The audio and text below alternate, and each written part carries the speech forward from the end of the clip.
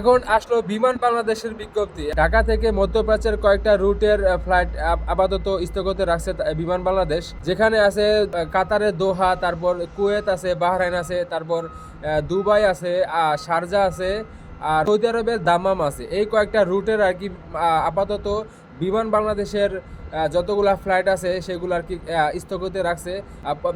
মধ্যপ্রাচ্যের আর কি অবস্থা দেখে তারা আর কি এই সিদ্ধান্ত নিয়েছে। পরবর্তী আপডেট আর কি 11 মার্চ আর কি জানানো হবে যে কবে আর কি ঢাকা থেকে আর কি মধ্যপ্রাচ্যের চলাচল শুরু হবে।